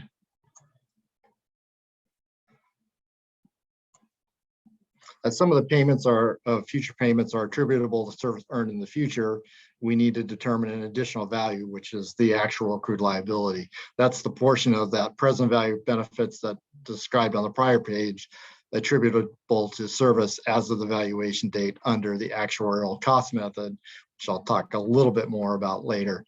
Once we've determined the actual accrued liability, then we also calculate the actual value of assets, which, as you're aware, we don't use the market assets generally when we calculate the employer contribution rate because of the variation inherent in the market value of assets. So that could create quite a fluctuation in your contribution rates. So we use the smooth value over 5 years, which is the actual value of assets. Dividing the actual value of assets by the accrued liability gives us the funded ratio. So if you're at 80% funded ratio, that means we have 80% of the assets accumulated to pay the value of the benefits are earned as of the valuation date. And you can just see for information, you can see LACERA's funded ratio on that right-hand graph. It's about in the middle of the road for California plans. It's actually within right about 1% of the average funded ratio for California plans. I think if you compared that to large plans nationally, it would compare more positively because California plans tend to have stronger funding than national plans. Next, we look at the unfunded actual accrued liability. In a perfect actual world, the actual value of assets and the actual accrued liability would be exactly equal, but obviously our assumptions are not exactly met. So we always have some variation between those two numbers. And the shortfall, if that exists, which most plans do have a shortfall between their actual value of assets and their actual accrued liability, is referred to as the unfunded actual accrued liability. And that shortfall needs to be funded with future contributions in excess of the normal cost, which we'll talk a little bit more on the next slide. So I said the actual cost method used is the entry age cost method. The byproduct of the entry age cost method is why most public sector plans use it, is it provides a level percent of pay that will fund benefits if paid over the employee's entire career. So in theory, once again, if assumptions aren't changed and assumptions are met, then you would have a flat contribution as a percentage of payroll. Similarly, the normal cost rate is the value of the benefits being earned each year, and that also would, your normal cost rate should stay fairly level if assumptions aren't changed. So I talked about the actual evaluation method is the 5-year smoothing, and then when we need to pay off the unfunded actual accrued liability, we use a systematic method as specified in the funding policy. And obviously we talked a lot about the layered amortization payments 3 years ago, so we'll spare you the details this time. LACERA uses layered amortization with a payment period of 20 years. In short, the original unfunded amount that was established back in 2009 is funded similar to a home mortgage with a fixed payment schedule, although it's a fixed payment with that increases by the payroll assumption. And when there's an inevitable variation from year to year, a new layer is set up to pay down that year's change in the unfunded liability, similar to a home improvement loan. And that's added on to the prior payment schedules. Obviously, in some years, like last year, we have positive experience, and that is reflected as a credit, as you can see by the green bar there, and that reduces the employer contribution rate. And just as we talked about, once again, 3 years ago, LACERA's current policy really falls, I would say, within the norm of responsibly funded retirement systems. So moving to the next slide. So looking at the employer contribution rate, kind of talked about the pieces of that. The first piece is the normal cost rate, and that's the value, the total value of the benefits being earned for the members. Then there's the UAL contribution rate that's used to pay down that shortfall. Obviously, the members make a contribution to that benefit. So when we calculate the employer contribution rate, we take the total contribution rate needed and subtract out that member contribution rate. And just a reminder that the UAL contribution rate, so when we have changes in the unfunded, that's entirely borne by the employer. So that's where that change goes. So moving to the next slide. Lastly, just wanted to talk briefly about member contribution rates. Obviously, you have your legacy plans, general plans A through E, and you have your, and also safety A and B, and then you have your PEPR plans, general G and safety C. The way the contribution rates are calculated differently under the PEPR plans, from an actuary's perspective, it's very simple. It's just the PEPR members pay half of the normal cost rate. Whereas the legacy members, these are specified in the statute how these are calculated, and there's a couple differences here. One is the simplified assumptions are used. The second big difference is that for a legacy member, the contribution rates vary by your entry age. Members who entered at earlier age have lower contribution rates because there's longer period for those contributions to earn returns on, and that's how that works out. And generally the general legacy are somewhat less than the PEPR member, although that's not universal. And then there's also legacy members have what we call the basic or normal contribution rates that is set in that specific formula, and they also have a contribution to play the COLA. The COLA contribution rate is actually very similar to the way the PEPR is that the members pay 50% of the value of the COLA, although the PEPR, it's included implicitly in the 50% of normal cost rate calculation, whereas a legacy, it's explicitly shown different. And you can see, as you can see, those contribution rates, if you look on the graph on the right, shows the contribution rates for a Plan D member with entry age 30 and a Plan G member. As we said, the PEPR plans are the same at all ages. As you can see, they're very stable, except in 2019, 2020, which is when assumptions were changed. So we expect the member rates to stay stable, except assumption changes, particularly if it's a change in investment return assumption. So that kind of gives you a quick one-over on the valuation. Obviously, probably more important than what we have coming up is the assumptions. I'm going to turn it back over to Craig to run through that. Okay, thank you, Nick. And next slide, please, Ron. So since we're about to get started on the triennial experience study, where we do review the assumptions that are going to be used in the upcoming actual valuation, we just have a few slides to review the role that the assumptions play in the valuation and some of the things that we'll be considering as we go through the study.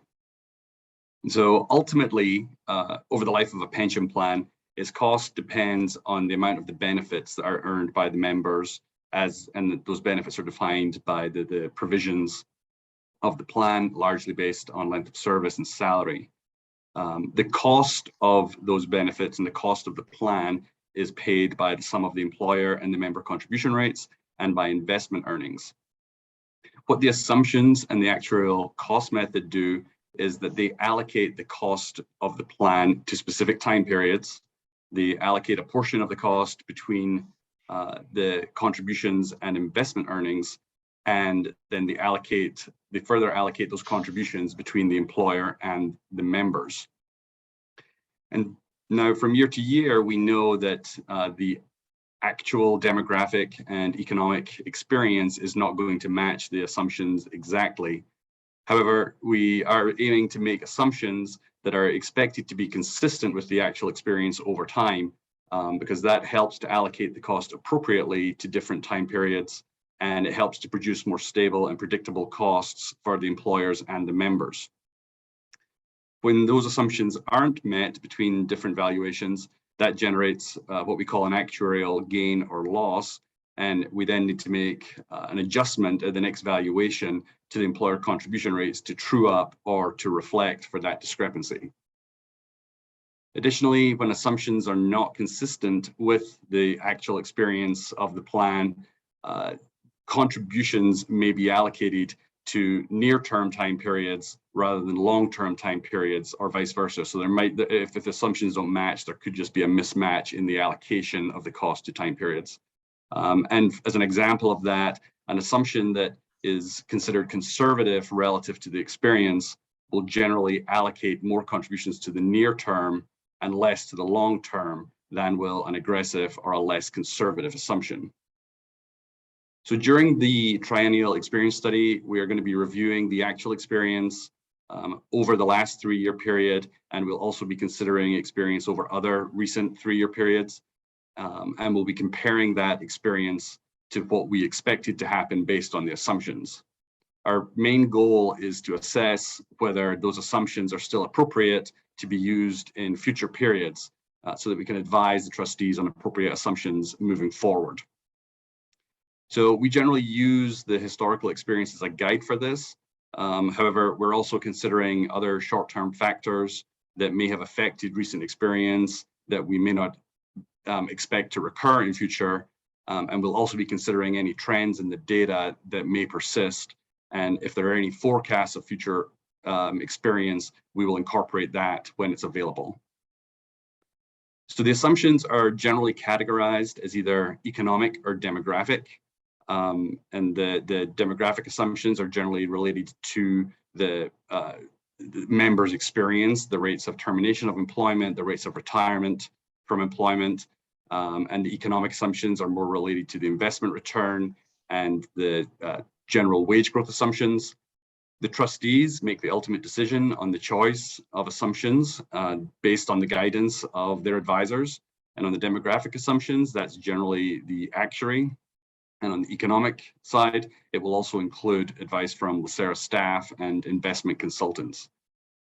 This process is generally going to take the next few months, and there will be several check-ins over that time where the trustees will we'll provide feedback. We'll provide our information to the trustees, and trustees will provide us feedback, and that will help us to refine the process and the direction of the assumptions.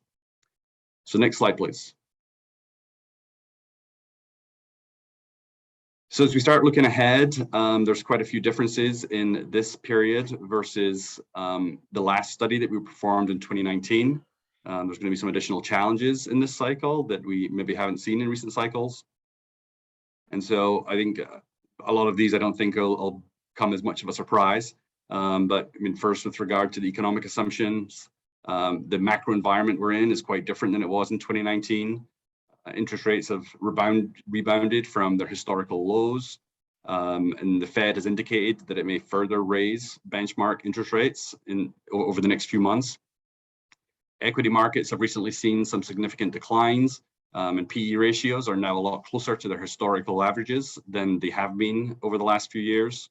And so those things are going to have an impact when we are reviewing the investment return expectations.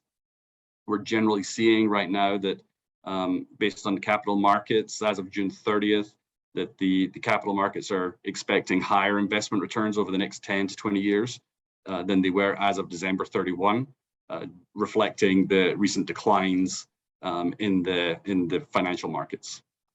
Inflation is still currently running at about 40-year highs. It's about 9% year over year as of June 30th and over 6% year to date through June 30th. That may have an impact on the salary and payroll growth expectations, as well as on the retiree COLA expectations.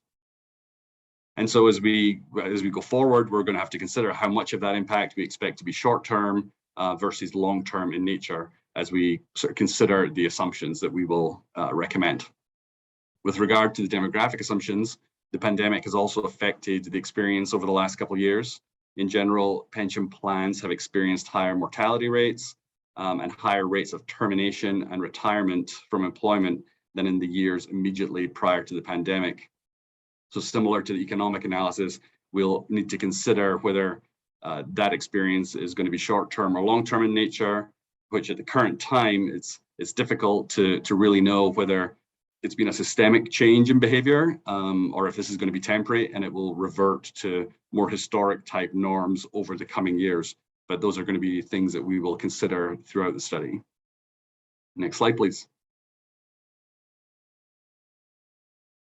So in this chart, we're providing you a sort of cheat sheet, if you will, a quick reference guide that sort of shows the typical impact that different assumption changes will have on liabilities and contribution rates. And so in the case here where we show a decrease of the sample change and the impact it has, obviously, if it was an increase, the impact would be the opposite direction. The main, the assumption that has the biggest impact on cost is always the investment return assumption. And I don't think it's, may not be a huge surprise that when the investment return assumption decreases, the impact on liabilities and employer contribution rates and member contribution rates would be an increase in the short term. Other economic assumptions here generally are decreases in those assumptions will have a decrease in the short term on the liabilities and the contribution rates. You may note that we are not showing inflation as its own line under the economic assumptions. And the reason for that is that inflation on its own is not a direct input in the valuation assumptions. It does play a role in setting all of these other assumptions that are here. So it will be factored in and it is a component of those assumptions, but it's not going to be a direct assumption that's used significantly in the valuation. And the only other thing I will note here before we move on is on the demographic side, when it comes to termination and retirement from employment, typically, I mentioned we've generally seen higher termination and higher retirements. When we get higher turnover termination rates, that tends to have a decrease on liabilities and the contribution rates, whereas more retirement has the opposite effect, where it tends to increase the cost. And the retirement's increasing the cost largely because benefits are now going to be paid to those members over a longer period of time. They will be paid at a lower level, but that lower level doesn't fully offset the increased time. Mr. Guy, we have a question at this point. Yes, please. Mr. Knox. Thank you, Mr. Chair. Just quickly, the probability of refund upon termination, that is just whether or not a member leaves their funds on deposit with LACERA as opposed to withdrawing them? That is correct, yes. Okay. Exactly correct. Okay, I just had seen that referred to before, so thank you. Ms. Jones? You're on mute. Sorry, I wasn't mute.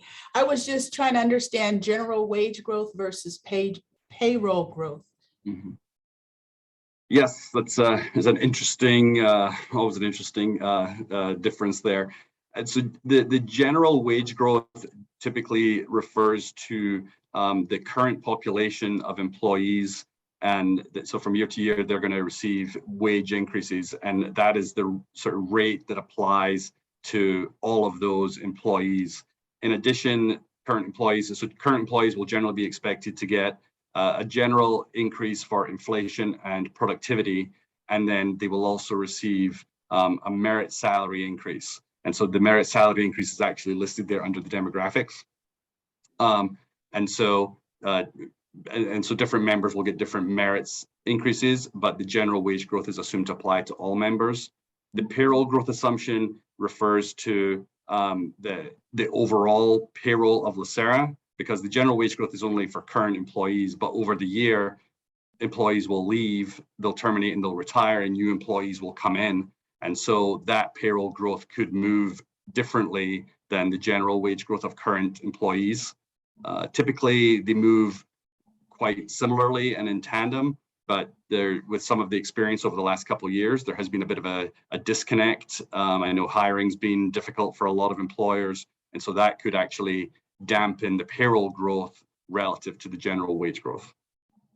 Yeah, I think a good example would be a young city that's growing. They may have a higher payroll growth than the general wage growth, but an older city that's declining could potentially have a lower payroll growth than their general wage growth. And a lot of it depends on population, what you expect in the future. Yeah, I have a question with regards to the COLA. So we've been utilizing the Star COLA reserves as part of the funding status, if that's correct. So given the fact that we have such a high inflation, I believe the Star COLA will be triggered.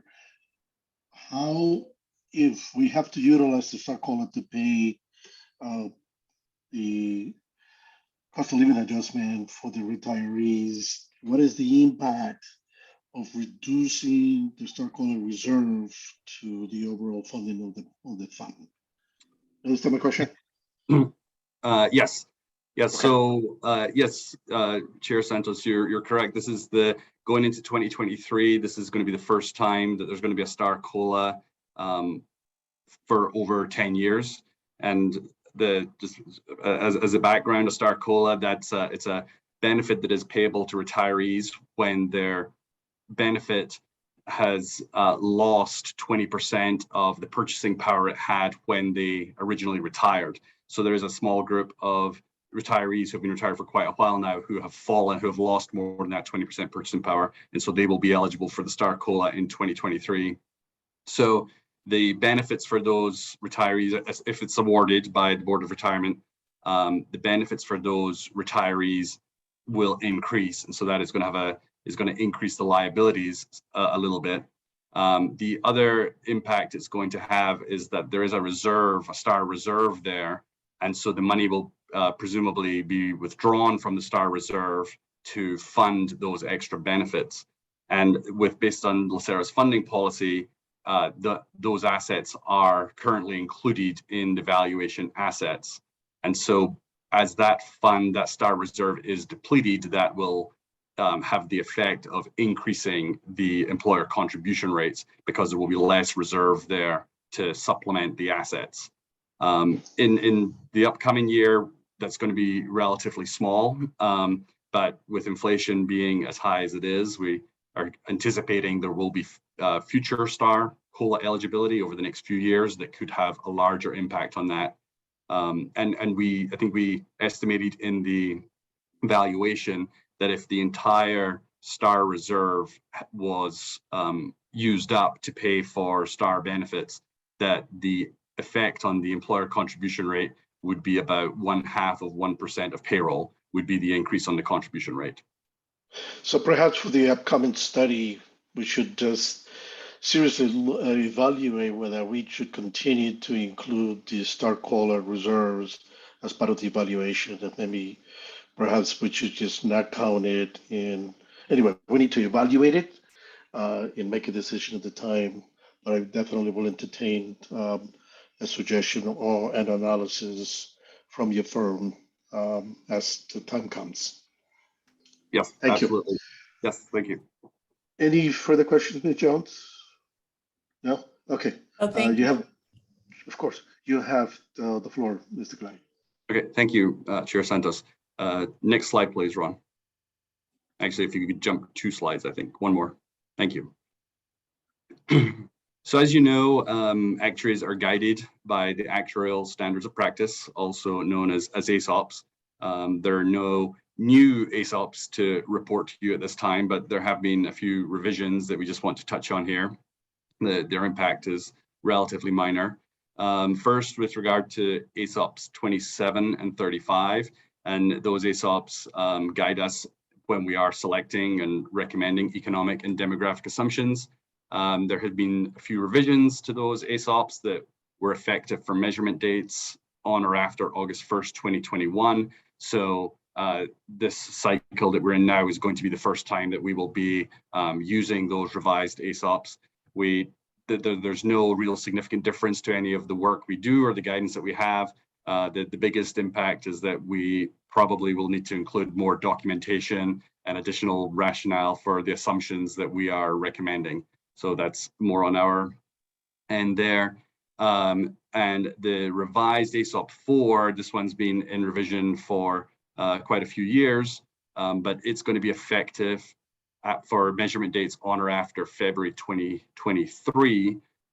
So although it could be adopted earlier, we're really not anticipating that we're going to include the effects of that ASOP until the June 30th, 2023 valuation. And if we move on to the next slide, I'll discuss a little bit more about the ASOP 4. So there's a few changes in the ASOP 4. The biggest one that will have an impact and will be of interest to public retirement plans is what the ASOP calls the low default risk obligation measure, otherwise known as the LD-ROM. Just rolls off the tongue nice and easy.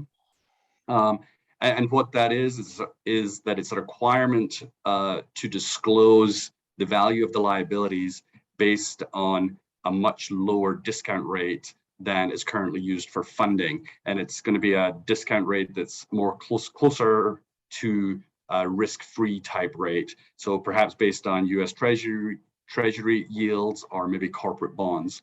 And the big purpose of this is that it's going to provide an indicator of the level of investment risk that's being taken by pension plans.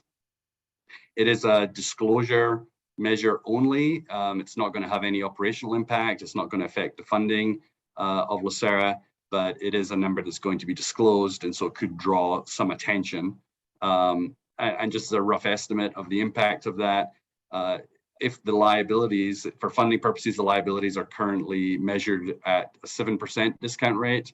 If the liabilities were to be disclosed at, say, a 4% discount rate, that would have the effect of increasing the liabilities by about 50%. So as of the 2021 valuation, the actual accrued liability was about $82 million. And so if we had a number disclosed in there now at 4%, it would probably be looking more like $120 million. But like I said, that's disclosure only, not operational. And so next slide, please. Can I interrupt, Craig? And just to add on that, this is just exactly what we've talked about over the past few years. And we don't have any real guidance on how to disclose that. So I think we definitely have some flexibility there. So we'll work with staff and the board on how to disclose it when it comes closer to that date. Thank you, Nick. And so just looking at what's ahead over the next few months, we talked, I really covered all my comments on the Star Cola Reserve a few minutes ago. So I won't repeat those here, but the board of, other than to say that it's the Board of Retirement decision whether to grant the Star Cola and whether to make it a permanent increase. And it's our understanding that the Board of Retirement will consider the 2023 Star Cola Award in September. And as we've discussed, we're about to begin in late August or early September here the triennial investigation. We expect that that's going to run most of the year, and we'll be checking in with staff on a regular basis and with the board periodically throughout that period as well to discuss our progress and to receive your input on the direction of that. And so that completes our prepared remarks, and so we can open the floor to questions. Great. Thank you. Ms. Jones, you have the question? Thank you, Chair. I had a question on page, I think it's our page 10. It might be a little different from yours, but we have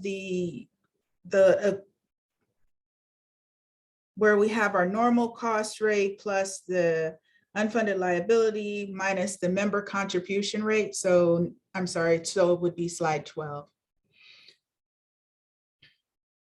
Oh, no, maybe 10 then?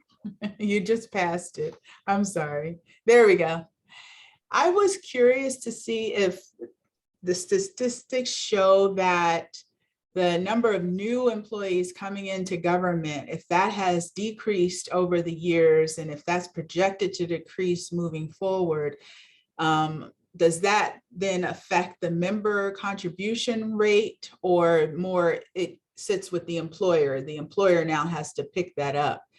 I've heard that less and less people are going into, government and working for government, kind of shifting. And I was just wondering if you see that in the numbers as of yet, and if that is a part of the projections going forward. Well, I can take that. First of all, my daughter's starting her job as a teacher next week, so we got one more government employee. One going in. But yeah, but you're exactly right. That would not affect the member contribution rate. It would affect the employer contribution rate, and it would affect the UAL contribution rate, because UAL contribution rate is calculated as a percentage of payroll. So if your unfunded amount stays the same, but your payroll goes down, then that percentage increases. But it's kind of interesting, if your payroll goes down, then the actual contribution rates, a lot of times we talk as a percentage of payroll. A lot of times the plan sponsor may be more concerned about what their actual dollar is. If you actually have a declining payroll, you're actually going to end up with a higher contribution rate probably, but lower actual dollar contributions. Got it. Understood. And then I did have a question with ASOP number 4, you know, increasing their accrued liability to, you know, approximately 120 million. I kind of get, because I'm coming from an agency perspective, so I get how that could affect us disclosing that in our financials, but how does that impact LACERA at all? I mean, I know it has to be disclosed, but could it have some negative impact to us with that, putting that in the report? I'm just curious. Well, like I mentioned, it's not going to have any impact on the calculation of the funding liability or the member or employer contribution rates. Right. So there's no impact there. I think the biggest impact, and all plans are going to have to report this, so LACERA is not alone. Right. But the biggest issue is just likely to be sometimes when those numbers get out there in the public domain, they will have an impact, and media may pick up on it, and it may create some questions more about with the difference between the amount that's been reported for funding and the amount that's sort of being disclosed as that quote unquote risk-free rate. There could potentially be questions about the amount of investment risk that is being taken on by different plans. So it's not likely to deter investments or, you know, our ability to go out and get, you know, the right investments or whatever we need to do to get the returns we need. No, I don't believe so. And I think LACERA staff and has very robust policies with the investment strategy and the policies there. And I know Mr. Grable is very diligent in those regards. And I think it will just be more if the questions start arising, being able to really explain your process and explain the position. Yeah, and I just add, this is a requirement from the actuary, so it's going to be shown in your actual funding valuation, but it will not go on the plan sponsors or LACERA's annual comprehensive financial report, or any of the financial disclosures, or at least it's our understanding that it's not required to. I mean, I guess it'd be optional, but I'm guessing people are not going to be doing that. Okay, understood. Thank you. So Trustee Jones, just one more quick comment. So I think it might just be a matter of communication. We'll have potentially this disclosure in our valuation, the Millman valuation report for LACERA. And I think as long as the trustees are aware and they understand what it is and the difference between the valuation numbers at the 7% and this disclosure item, I think we can communicate effectively to the public and people who ask. It should be fairly straightforward, just a communication thing. And there's already people out there doing these estimates and putting these numbers out there. So now it's just kind of more formalized. Didn't we used to report that in a footnote? Excuse me, Mr. Jones. Sorry. We report for GASB, there's a plus or minus 1%, which shows the liability under different interest rates. But right, and we do also include something in the valuation report showing plus or minus 0.5%. So it shows some interest sensitivity. Right. I'm sorry, Ms. Jones. You get the floor. Oh no, thank you, Chair. I'm all done. Thank you. All right, good. Any other questions? Hearing none. Thank you very much for the presentation. I just want to note that I had no vomit emoji to give you. That was a great presentation. Thank you. Thank you. Okay, moving forward. All these other reports are for information only. I have a comment on item G. Okay, item G, Ms. Sanchez. Yes, so on item G, the trustee travel and education report for fiscal year in 2022, my Oxford June 26th program is missing from that. Can you please correct that? Yes, Trustee Sanchez, I apologize for that. We will add that to that report. Super, thank you. Great, and I also have a question for Ms. Raslan regarding item E, and that is with regards to Hamilton Lane. We approved that on February 9th, and negotiations still in progress. I see that 85% is completed.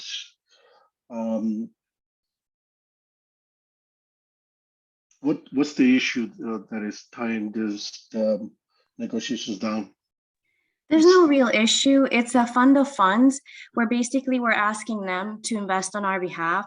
So working out all the little details about, the representations they're going to make on behalf of LACERA, all the different terms they're going to negotiate on behalf of LACERA.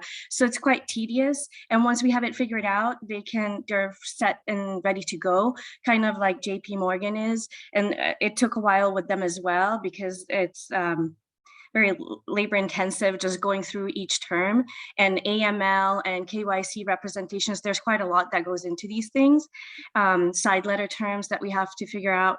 And so everything is going smoothly. And from the investment perspective, it's my understanding that there's still some money left that JPM is investing for us. So I guess from that perspective, it's my understanding that we're still deploying capital.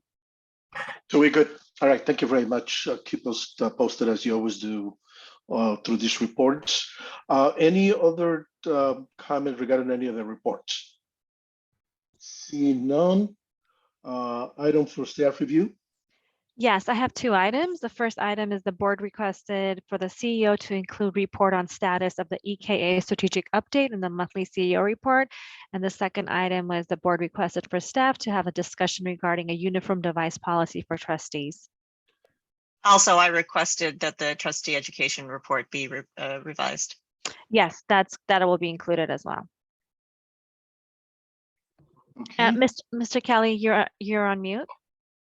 I also requested Mr. Santos include in his monthly report the status of the project on the Advantage replacement, and also the status of the live board meetings. I'm sorry, Mr. Kelly, I don't provide those reports. No, I'm sorry, Mr. Kleiman. Oh, gotcha. You got me nervous a little bit.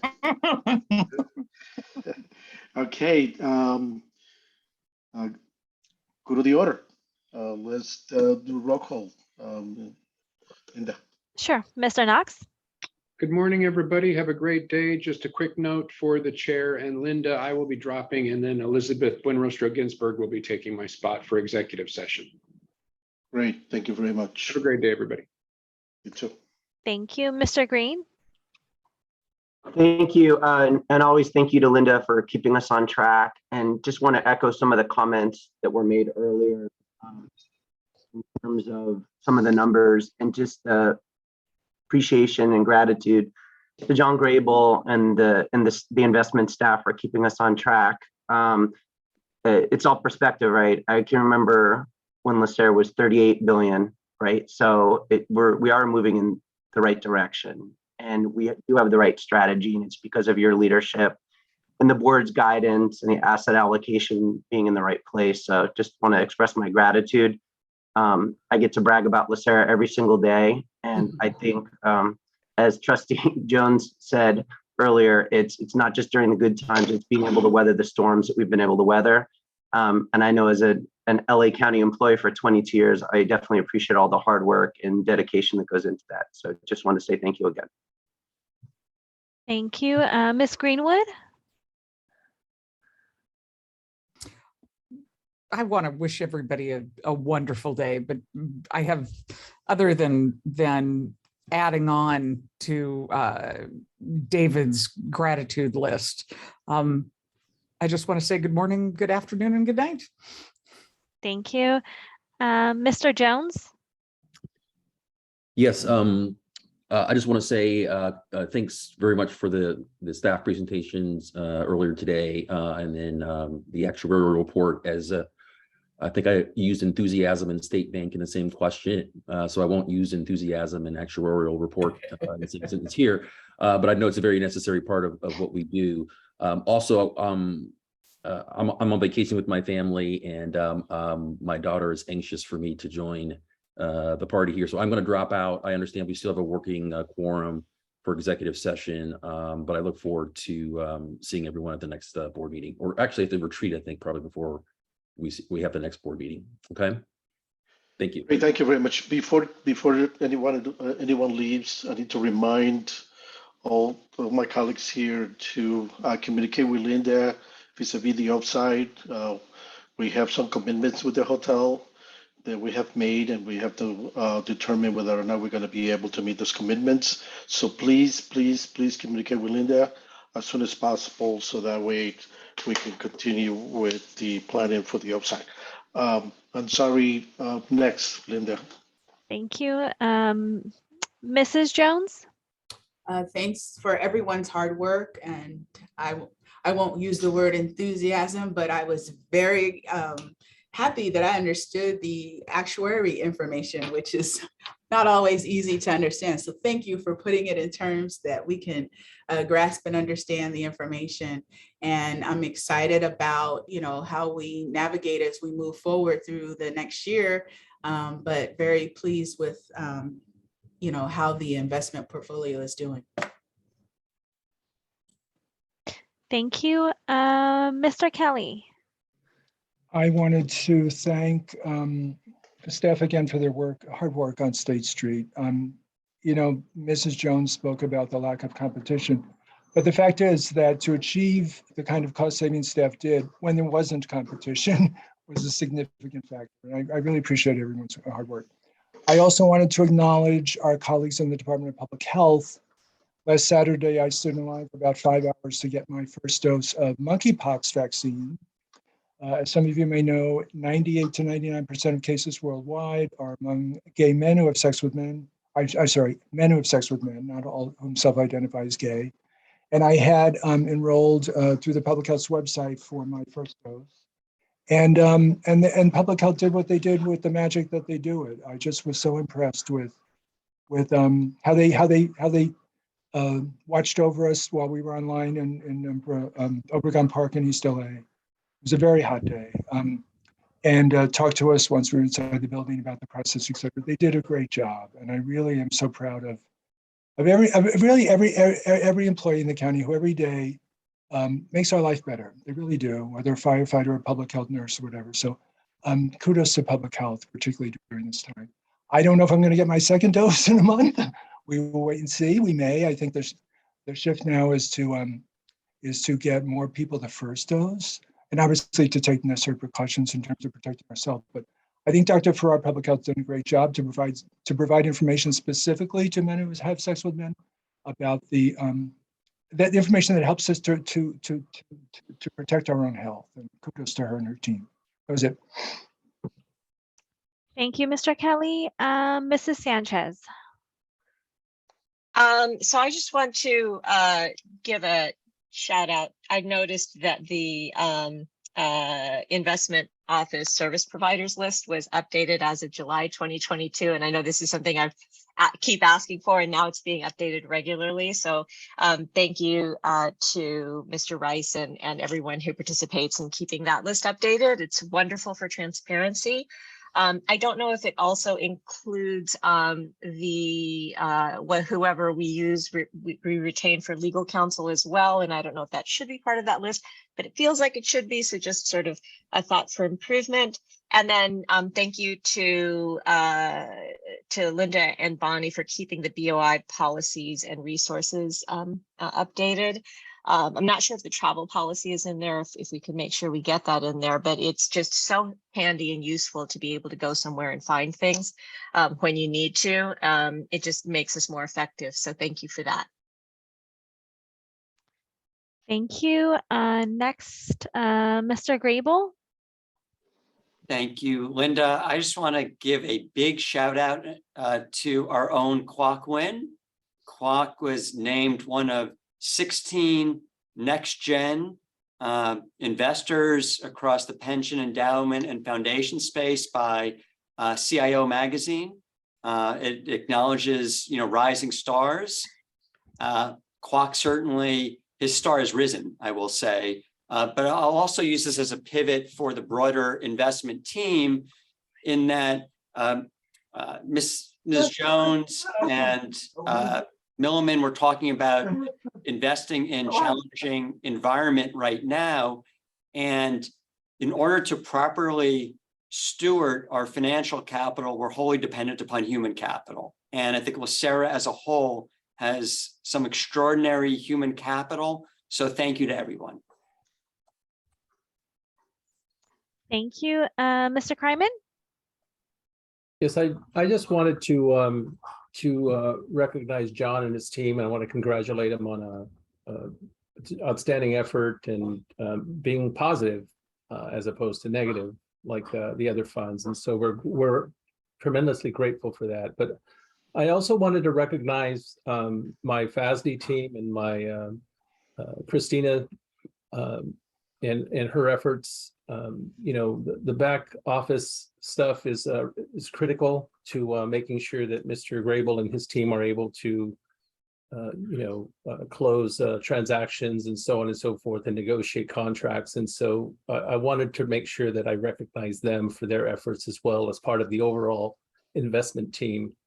So that I also want to thank the rest of the organization for their efforts in trying to meet our members' expectations of them in terms of making sure that we're providing quality service to everyone when they call in. So with that, I just want to say thank you all, the trustees. I thought it was a very, very good meeting. And so thank you.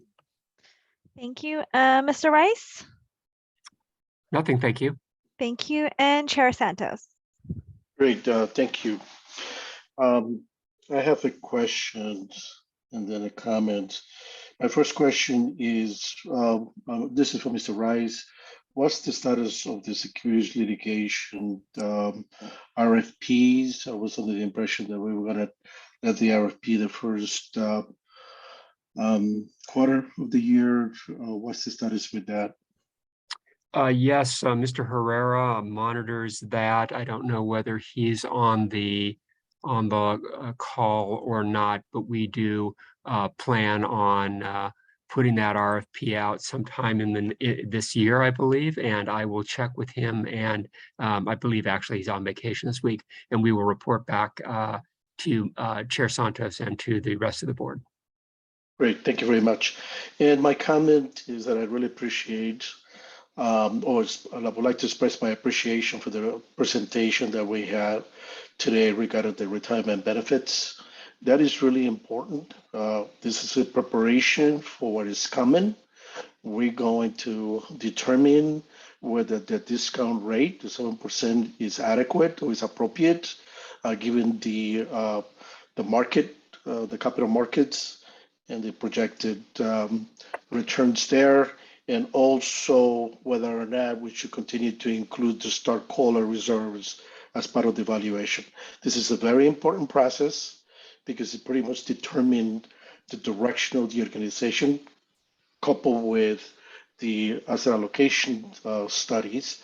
That is a very important process that we as trustees play a key role on making the determination. So this education processes and hopefully other ones that are coming, it prepare us for making those decisions that are critical both for the employee contribution, and the status of the organization. It was not discussed, but we should be reminded that when I first started in the Board of Investment 19 years ago, we were only $23 billion at the time. We're now 70 based on the report that we received this morning. But remember that maybe in 5 years or 8 years, we're going to be 100 billion. So we need to, this preparation, this education is key for us trustees because of what's coming in terms of our growth and how we are going to position this organization in terms of the discount rate in order for us to continue to provide the benefits to the members that worked so hard the entire life, 30, 40, 20 years of service to the County of Los Angeles and the taxpayers. So it is important that we keep the eye on the ball as far as our duties here on the board and try to do the best job. So thank you again. And I want to also express my appreciation to those trustees that are appointed. It is thank you for your service. Me as a beneficiary, I believe I speak to on behalf of my other colleagues who are also county employees. We thank you from the bottom of our heart for your service. Your input here, your contribution, your questions are very important for us, the beneficiaries, because we need people like yourselves who continue to trust but verify. That's the key. Trust but verify. And we need to verify because we're dealing with money and we're dealing with people's livelihood. So thank you very much. At this point, I will say let's take a 10-minute break and then we'll go into executive session. Linda, what time should we come back? 10 minutes At from now? 11:24. 11:24 will be. Thank you. Thank you.